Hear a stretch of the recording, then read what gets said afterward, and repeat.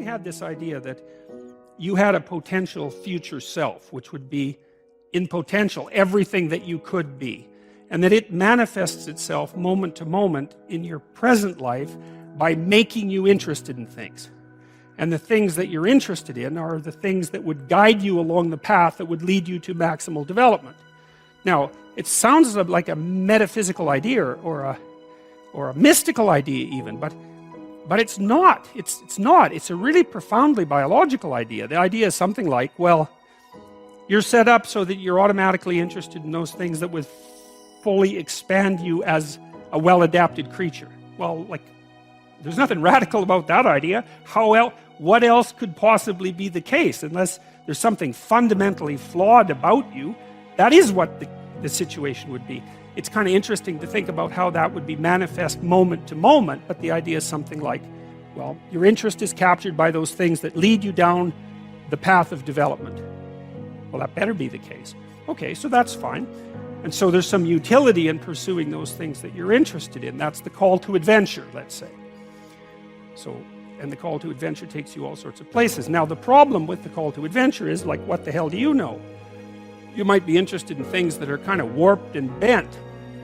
And often it's the case that when new parts of people manifest themselves and grip their interests, say, they do it very badly and shoddily. And so you stumble around like an idiot when you try to do something new. That's why the fool is the precursor to the savior from the symbolic perspectives, because you have to be a fool before you can be a master. And if you're not willing to be a fool, then you can't be a master. So you're gonna, it's an error-ridden process, and that's also laid out in the Old Testament stories, because the first thing that happens to all these patriarchal figures when God kicks them out of their father's house when they're like 84 is that they run into all sorts of trouble, and some of it's social and some of it's natural and some of it's a consequence of their own moral inadequacy. So they're fools. But the thing that's so interesting is that despite the fact that they're fools, they're still supposed to go on the adventure, and that they're capable of learning enough as a consequence of moving forward on the adventure so that they straighten themselves out across time. And so it's something like this. So this circumambulation that Jung talked about was this continual, we'll return to this continual circling in some sense of who you could be. You might notice, for example, that there are themes in your life. You know, when you go back across your experiences, you see you kind of have your typical experience that sort of repeats itself. And there might be variation on it, like a musical theme, but it's like you're circling yourself and getting closer to yourself as you move across time. That's the circumambulation. Now, you remember that for a sec, because we'll go back to it. Okay, so imagine that something glimmers before you. It's an interest that's dawning, and you decide, well, first of all, you're paralyzed. You think, well, how do I know if I should pursue that? It's probably a stupid idea. And the proper response to that is, you're right, it probably is a stupid idea, because almost all ideas are stupid. And so the probability that as you move forward on your adventure that you're going to get it right the first time is zero. It's just not going to happen. And so then you might think, well, maybe I'll just wait around until I get the right idea, and which people do, right? So they're like 40-year-old, 13-year-olds, which is not a good idea. And so they wait around until it's waiting for Godot, until they finally got it right. But the problem is you're too stupid to know when you've got it right. So waiting around isn't going to help, because even if the perfect opportunity manifested itself to you in your incomplete form, the probability that you would recognize it as the perfect opportunity is zero. You might even think it's the worst possible idea that you've ever heard of anywhere. Highly likely. Highly likely. So you have, there's, Nietzsche called that a will to stupidity, which I really liked. So, because he thought of stupidity as being it, you know, it's you have to take it into account fundamentally and work with it. And so you can take these tentative steps on your pathway to destiny, and you can assume that you're going to do it badly. And that's really useful, because you don't have to beat yourself up. It's pretty easy to do it badly. But the thing is, it's way better to do it badly than not to do it at all.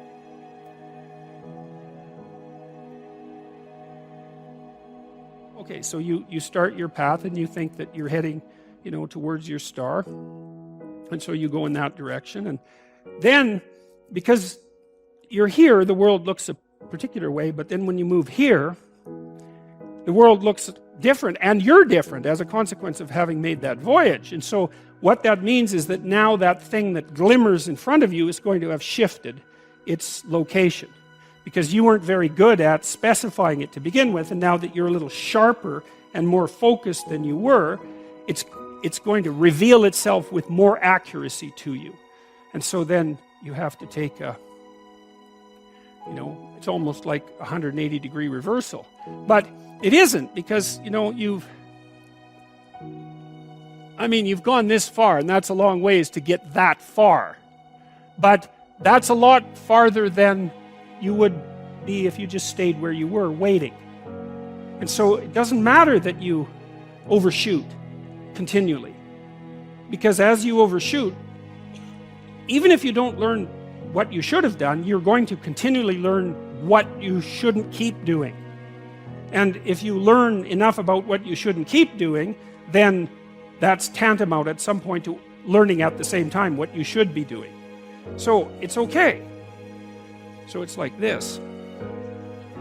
Now, what's cool about it, though, I think, is that as you progress, the degree of overshooting starts to decline, right? And that we know that there's nothing hypothetical about that. As you learn a new skill, like even to play a song on the piano, for example, you overshoot madly. You're making all sorts of mistakes to begin with, and then the mistakes, they disappear. There's a great TED Talk, I think it was, about this guy set up a really advanced computational recording system in his home and recorded every single utterance his young child made while learning to speak. And then he put together the child's attempts to say certain phonemes and put them in a list, and you can hear the child deviating madly to begin with, and then after hundreds and hundreds of repetitions just zeroing right in on the exact phoneme. So, you might not know this, but when kids babble, because they start babbling when they're quite young, they babble every human phoneme, including all sorts of phonemes that adults can't say. And then they die into their language, so that after they learn, say, English, then there's all sorts of phonemes they can no longer hear or pronounce. But to begin with, it's all there, which is really quite interesting. But so as they learn a particular language, they zero in on the proper way to pronounce that, and their errors minimize. And every time you learn something, that's how it is. And that's really useful to know too, because it means that it's okay to wander around stupidly before you fix your destination.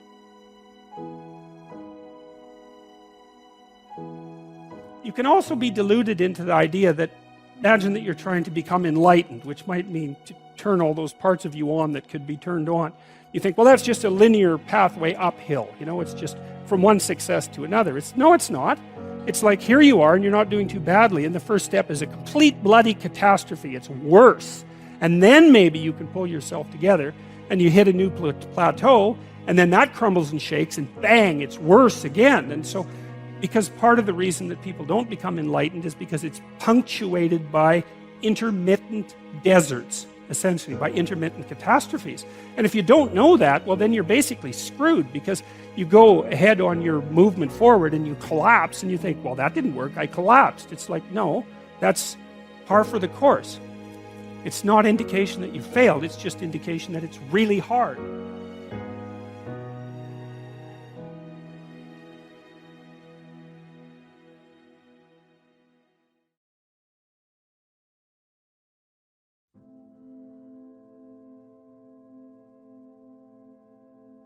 One of the things I learned really a lot from reading Russian neuropsychology, strangely enough, the Russians had great neuropsychologists, was that the sense of meaning, the sense of engagement that characterizes life when life is progressing in the manner that you would like it to progress is actually an instinct. It's not a cognitive phenomenon. It's not a second-order consequence of thought. It's way deeper than that. It's an extraordinarily profound instinct. And so that's really worth thinking about, assuming, as you might, that we're adapted creatures and that our instincts guide us in the world so that we can survive and so that we can reproduce and so that we can exist over long periods of time. The fact that an instinct of that depth exists and that it's associated with the sense of vital engagement in being, let's say, is a good indication, as good an indication as there is, that there's something truly real about it. And I would say that might even be more important than the knowledge of the role that the serotonin system plays in adjudicating hierarchical position. Because, you know, we tend to think of meaning as something that people create as a secondary consequence through thinking or through philosophy or something like that. And when we think that, it's easy to criticize it. It's easy to become cynical about it. It's easy to lose faith in it. But when you understand that it actually is a much deeper phenomenon than that, and that the cognitive elements, the philosophical elements, are sort of like, well, they're like the fronds on the top of the pond on a plant system that has unbelievably deep roots that go way down into the water. There's something about that that's much firmer and more solid. And I think the evidence that meaning is an instinct, a deep instinct, is overwhelming. I don't think that popular knowledge has caught up with that. I mean, the research it's not new, but it's been done, I would say, in the main in the last 30 years or so, and mostly by psychobiologists, like people who are really on the hard science end of psychology. And their work is difficult. It's technically difficult. It involves a lot of neurobiology, neuroanatomy, psychopharmacology. It's hard work. It's hard going, but it's unbelievably useful. Do what is meaningful, not what is expedient. Because meaning is an instinct. And meaning is the instinct that guides you in life across the totality of life, right? What's expedient, that's what you might want to do right now in an impulsive sense, right? Because you're driven forward by, anger or anxiety or frustration or disappointment or despair, some sort of one-eyed motivational monster that's got you in its grip that really isn't considering everything at once, right? Like considering your life tomorrow or your life next week or your family's life or maybe even your well-being half an hour from now, because you lash out in anger, and you can, people do that. It's understandable. Sometimes it's even necessary, but it's not wise generally. And the instinct for meaning seems to be a consequence of the integration of all of those underlying motivations and emotions with social being, and then the manifestation of something like the proper pathway forward. And you need that because you need to know how to move forward in life, because you need to move forward in life. You need to act in life. And the other thing that's, I suppose, part and parcel of, let's say, 12 rules for life is the insistence upon action as of primary import. We're not fundamentally creatures who passively perceive the objective world. That's not the goal of our perceptual systems. It's not the goal of our memory. The reason that you have memories isn't to remember the past. The reason you have memories is so that if something bad happened to you in the past, you can figure out what it was that was bad, and you can figure out why it happened, and then you can not do it again in the future, right? It's very practical. And it's the same on the positive end of the spectrum. If good things happened to you in the past, then conceivably duplicating whatever you did to get those good things to happen could have them happen again in the future. So it's practical memory, and it's oriented towards action, and it's oriented towards like the quality of your life.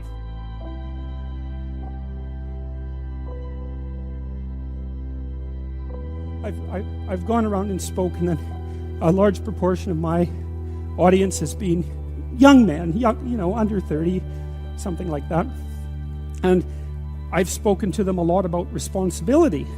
And what's so odd about this is that of all the things that I've spoken about, because I can see the audience and I can feel how the audience is reacting, because I'm always paying attention to all of you insofar as I can manage that. So I get some sense of how what I'm saying is landing, which you have to do if you're going to speak effectively to people. And what happens is if I talk about responsibilities, everyone is silent, just like they are now. Silent and not moving, right? Focusing, attentive. Say, pick up your responsibility. Pick up the heaviest thing you can and carry it. And the room goes quiet and everybody's eyes open. And I think, that always makes me break up.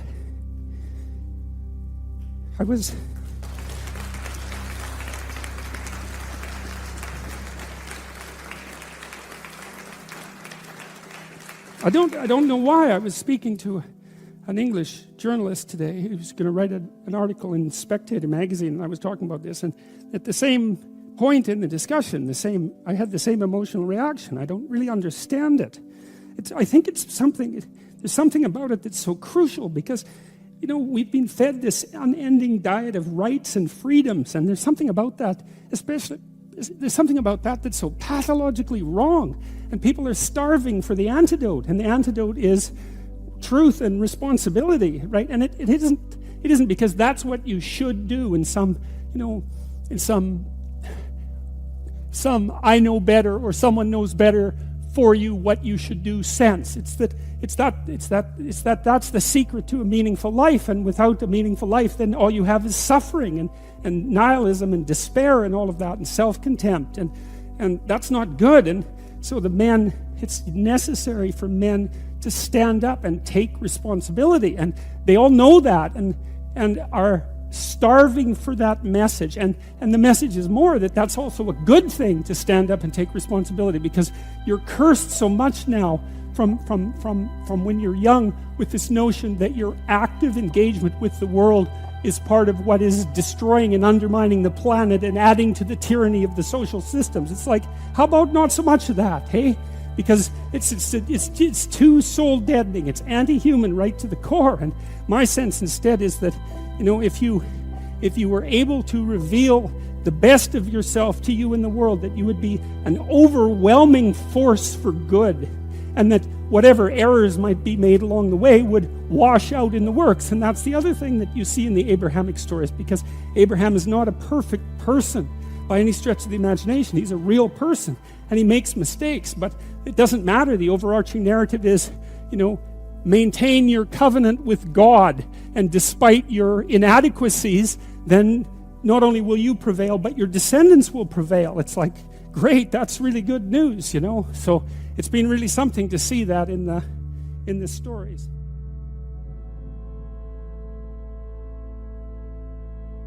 We live in a society, you could say, and that's deep. It's not just human society. Like, we've lived in a society forever.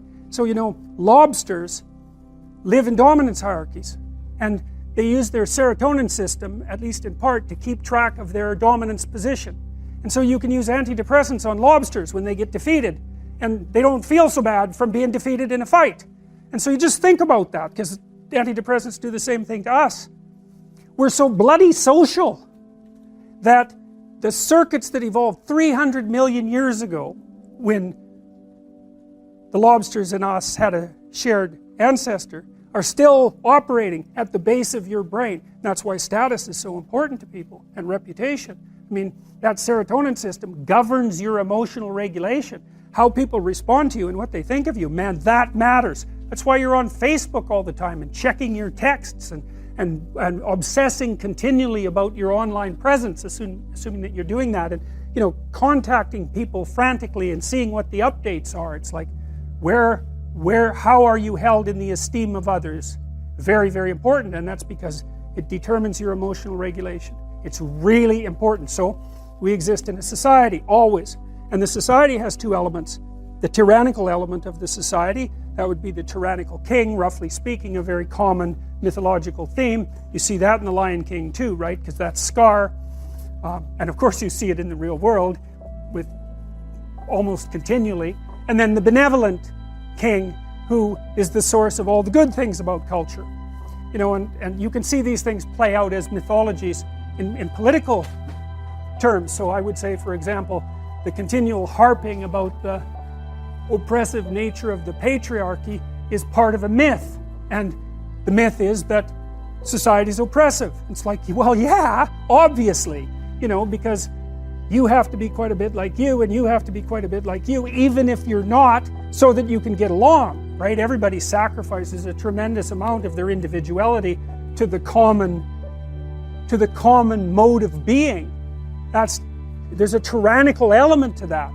But, by the same token, it's the basis of cooperation and the stability of society.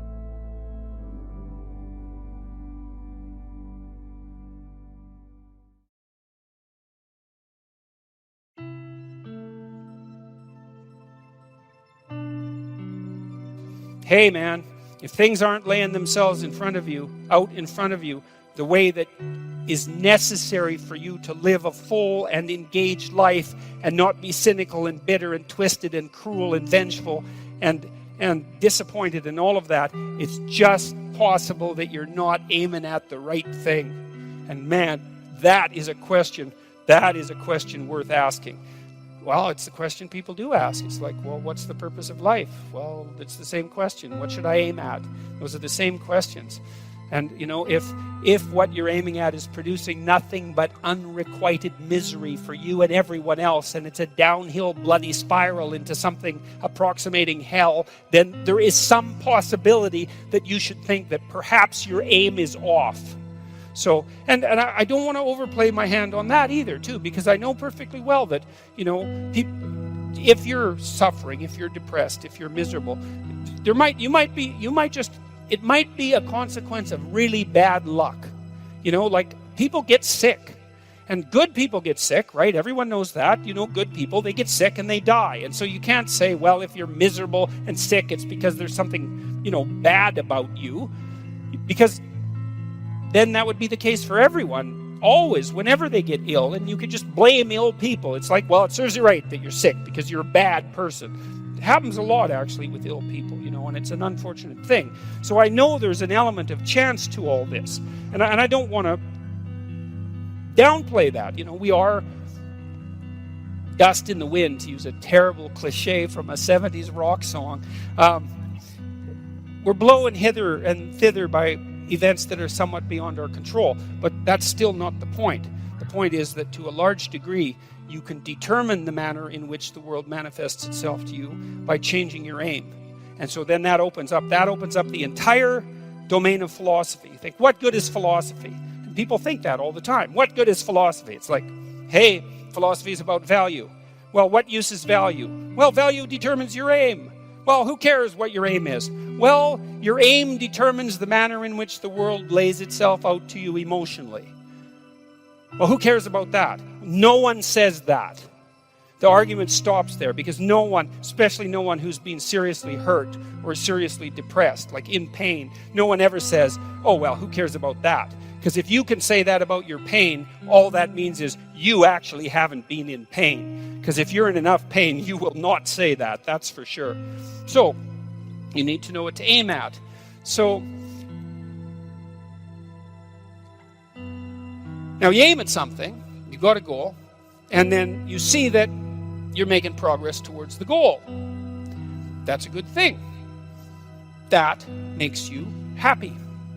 It actually, technically, there's a system, dopamine system, neurochemical system. Same system, by the way, that cocaine and methamphetamine and opiates activate, which is why people like to take those drugs.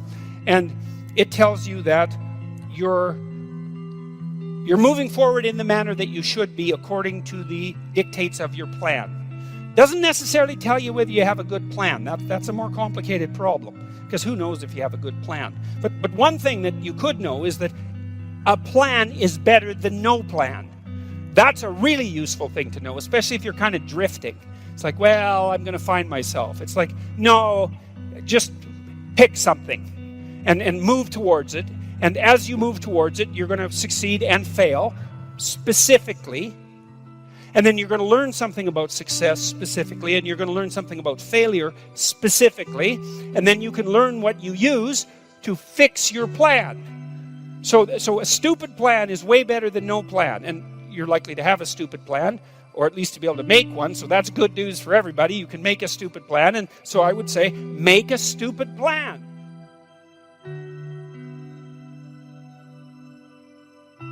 Not any stupider than it has to be. You could think about it a little bit, but then implement it. And have your successes and failures along the way, and learn from them. And then you can rejig the goal. You can move the target. That's fine. That's part of the game. It doesn't have to be fixed. It's a movable target. And maybe what you're trying to do is to move the target to an ever better place. So you're moving towards a target, and at the same time you're moving the target. Right. and you're trying to move the target towards something like an ultimate ideal. You're trying to find out what that ultimate ideal is, and part of the way you figure that out is by moving towards a target and by learning about success and failure along the way, because then you can inform yourself with regards to what might constitute a reasonable aim. And so that's the reason to go out in the world and like make some mistakes, you know, and then you're going to, and so it's okay. It's okay to make the mistakes. It's not so okay not to learn from them, because then you make the mistakes again. That seems pointless. And so you're moving towards wherever you're going, and it's working, and so you get some positive emotion. You get some motivation from this dopaminergic system that adds zest to life. It adds interest and engagement and meaning to life. It pulls you into life. And that's worth thinking about, I would say, because if you think about it, you know, might wonder about whether or not you should be engaged in life. And then if all of a sudden you're doing something, and because you're doing it, you get engaged in life, then it seems like that might be the very definition of a good thing. It's evidence. The engagement is evidence that you're actually doing a good thing, a worthwhile thing in life with all its suffering and misery and brutality. It's like you've got a pathway, you've got an aim, you're moving forward, you're engaged. Excellent. Your nervous system, very deep down, this dopaminergic system, it's associated with a part of the brain called the hypothalamus. It's a really, really old part of the brain. It's not some new thing that popped up like 15,000 years ago. It's ancient. It's there to orient you in the world. It's part of the instinct for meaning that I talked about in chapter 7. Do what is meaningful and not what is expedient. It's a deep, deep instinct. And way down in your psychophysiological structure, not as far down as the serotonin system, but like next level up. And so if it's saying, hey man, you're on the right track, it's like, that's worth noticing. It's worth noticing. Now you can criticize it out of existence. You can question your aim continually. It's one of the, what would you call it, dangers of our capacity to abstract. But you know, if you're a smart person who doubts, you also might be smart enough now and then to doubt your doubt, and just to notice and to pay attention. And not only that's what you need to do, because you need to have a meaning in your life, an aim, a value structure that's of sufficient potency and magnitude to justify the limitations and the trouble that life constitutes, right? This is no trivial business that we're involved in, right? We're all in this up to our necks, literally. It's a mortal game. You're all in. And to play it wrong is to risk suffering in hell. And I'm not talking about afterlife. I'm not talking about something metaphysical. You can generate plenty of hell right here around you. Plenty. An unlimited amount. And so you can move towards that direction, or you can move towards a positive direction. And you can orient yourself. And you can learn. This is why the postmodernists are so incorrect. It's like, look, you need an aim. You need an aim. You cannot organize the way you look at the world without an aim. It's not optional. And then the question is, well, what should the aim be? Well, probably not to radically increase the amount of misery and suffering that you experience in everyone else. I mean, maybe you want to go that route,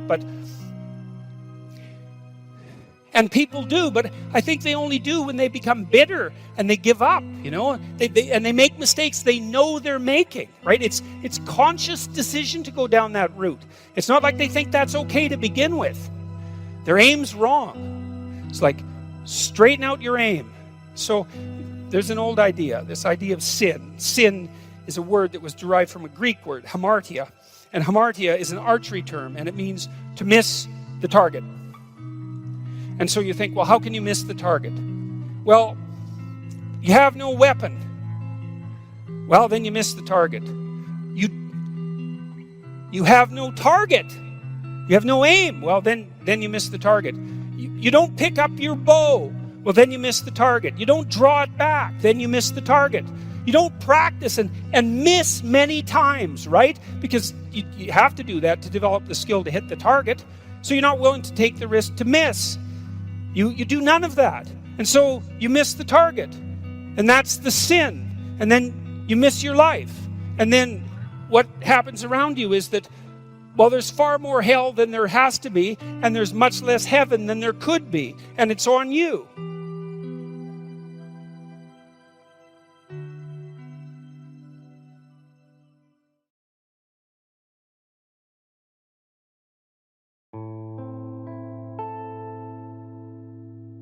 Part of the reason that people go watch anti-heroes and villains is because there's a part of them crying out for the incorporation of the monster within them, which is what gives them strength of character and self-respect, because it's impossible to respect yourself until you grow teeth. And if you grow teeth, then you realize that you're somewhat dangerous, or maybe somewhat seriously dangerous, and then you might be more willing to demand that you treat yourself with respect and other people do the same thing. And so that doesn't mean that being cruel is better than not being cruel. What it means is that being able to be cruel and then not being cruel is better than not being able to be cruel. Because in the first case, you're nothing but weak and naive.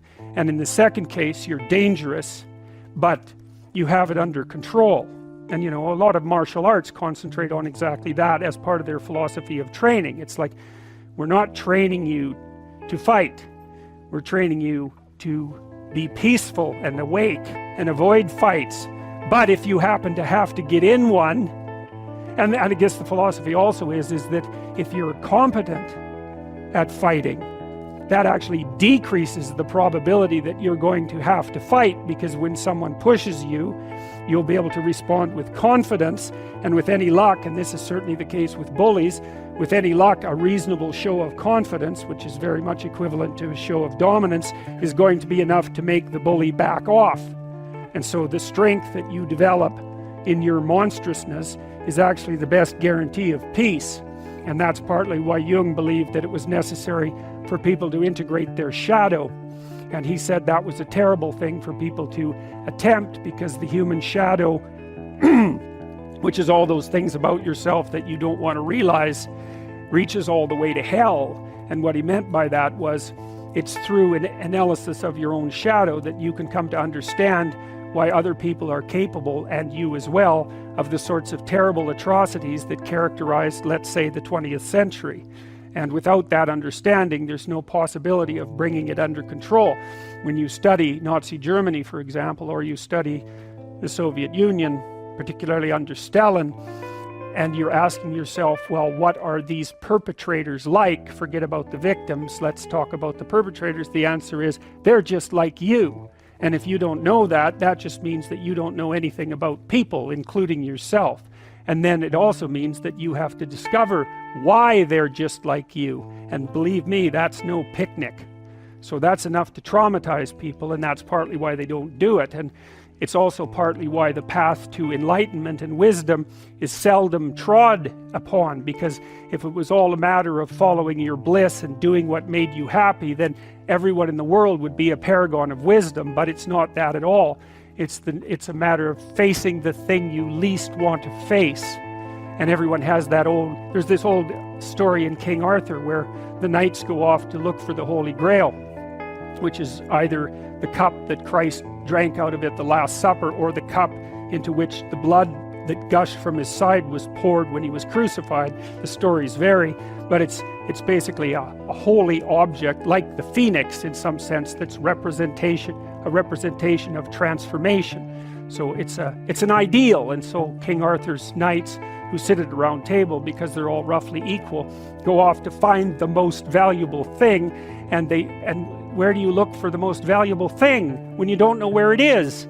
Well, each of the knights looks at the forest surrounding the castle and enters the forest at the point that looks darkest to him.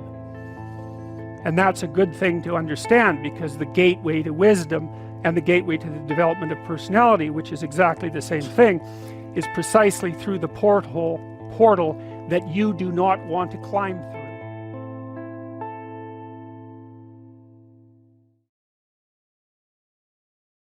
What are you afraid of? Well, okay, you're afraid of everything. Well, let's get something specific you're afraid of. Well, I'm afraid of an elevator. Okay, an elevator. So I have a client, she's afraid of elevators. The elevator door opens, she goes, "That's a tomb."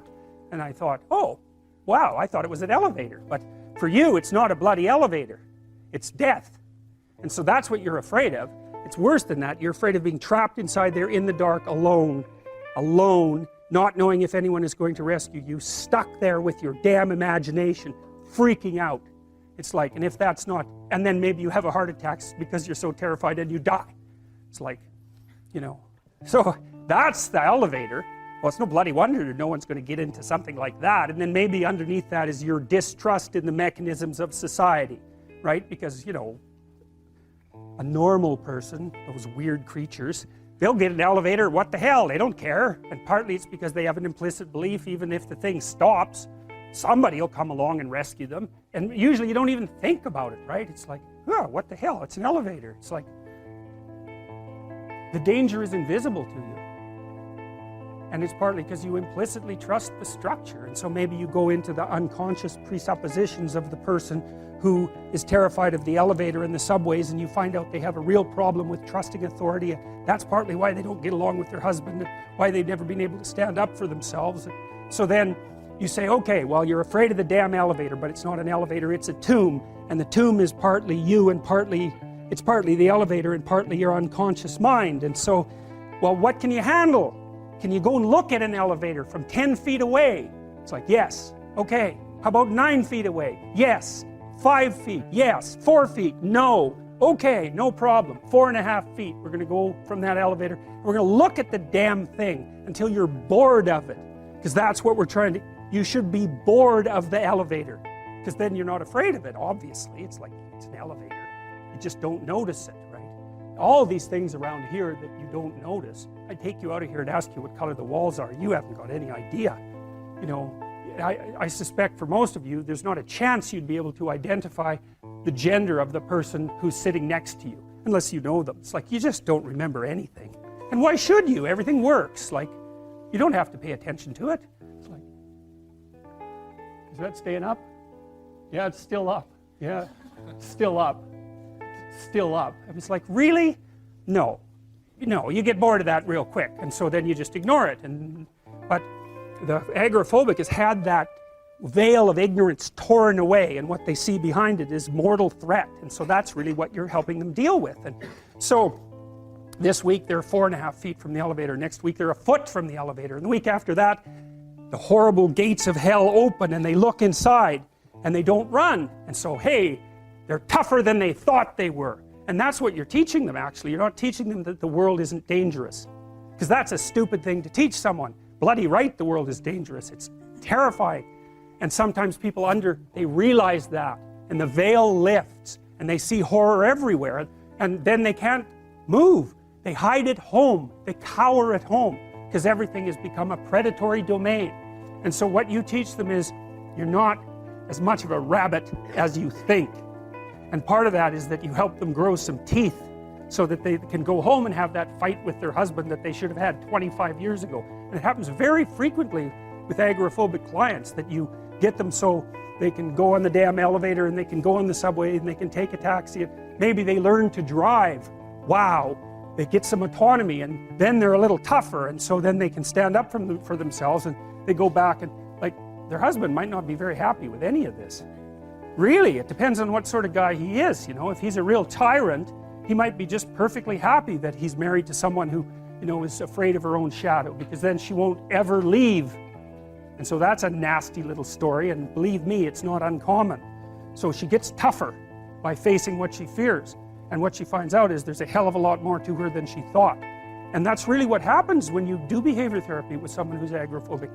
It isn't really that they get less afraid, it's that they get braver. That's way different.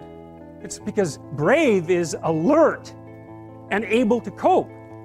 Naive is there's no danger. It's like, oh yeah, right, there's no danger. Jesus, what a stupid theory that is.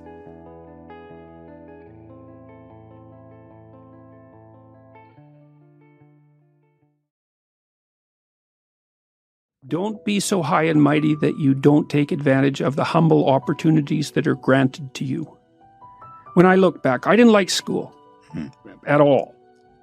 You might say I hated it. And I've thought a lot about that, you know, because I thought, well, there were reasons. You know, I was a very fast reader. I could get through the books. that were given to us in English class, generally in the first day. And that wasn't really appreciated, I would say. But there were things, and I was bored a lot as a teenager and got into a reasonable amount of trouble, not an unreasonable amount, but then, there were sports teams and there were attempts to organize plays, and there were things that I didn't do that I could have that would have made my life better. But I was too cynical, maybe, to take full advantage of them. And I did work when I was a kid. I worked in restaurants as a dishwasher, short order cook, that sort of thing. That was a really good decision. I think my fondest memories in some ways of my adolescence are memories of working in the restaurant. Life is very difficult, and in order to thrive with this difficult life, if an opportunity is presented to you, you shouldn't be so arrogant that you dismiss it. And it's really easy to be arrogant as a teenager, especially if you're smart, because you think, well, I'm smarter than everybody else. It's like, actually, no. There's lots of people that are a lot smarter than you. You just haven't met them yet. And you're not as smart as you think you are, besides. Right. And other people aren't as dumb as you think they are either. I would say if you're 16 and your life isn't so happy, it's like, look around and see if there are opportunities that people are granting you, even imperfect opportunities, because they're going to be imperfect, that you could exploit, let's say, in the proper way and learn and grow. Here's an idea. Yeah. So life is brutal. And what you have to set against that is possibility. And you might say, well, life is so brutal that you have to utilize all the possibility that comes your way. So an opportunity manifests itself and you turn it down. You ignore it, you let it drift away. It's like, that's one thing that you had against the horror of existence that you let go of. You let go of 10 of those things, man. You're on the street. Right. And it's no fun there. And it doesn't get better. And so there is a possibility that if you utilized all the possibility that was offered to you, that your life would be straight and clean and engaging and acceptable and positive. And that's worth finding out if that's the case, because it might be true.